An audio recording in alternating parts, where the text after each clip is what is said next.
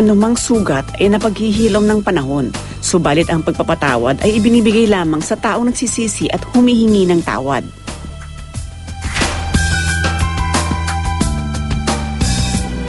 Isang statement mula kay Hazel Reyes o higit na kilala bilang Aramina ang tinanggap ng Star Talk TX nitong Huwebes.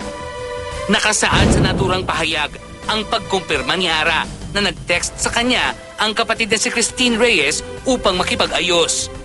Ngunit ayon kay Ara, and we quote, "Hindi po ako sumagot dahil hinihintay kong aminin niya ang kanyang nagawang pagkakamali at humingi siya ng paumanhin sa kanyang mga nagawa. Iba ho kasi ang pinalalabas niya sa media sa ginagawa niya." Unquote.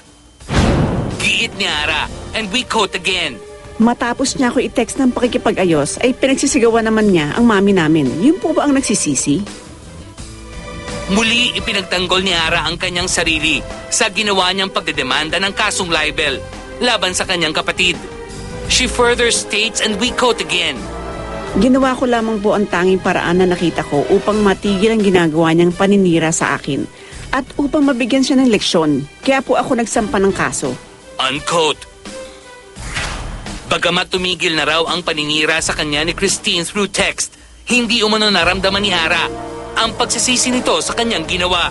Again we quote, Paano mo papatawarin ng isang taong hindi naman umaamin na siya ay may nagawang pagkakamali? Unquote. Sa ngayon, ito ang kahilingan ni Ara. Hinihintay ko po ang public apology ni Christine.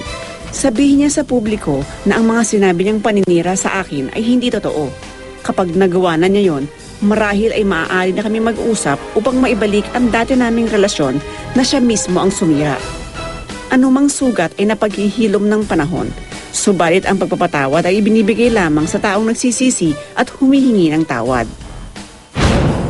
Ayon naman kay Miss Veronique Del Rosario, General Manager ng Viva Artists Agency Incorporated, na siyang nangangalaga sa career ni na Aramina at Christine, narito lang daw ang kanilang tanggapan upang tumulong maresolba ang alitan ng magkapatid. Dalangin nilang mauwi ang lahat sa pagkakasundo ng mag-ate.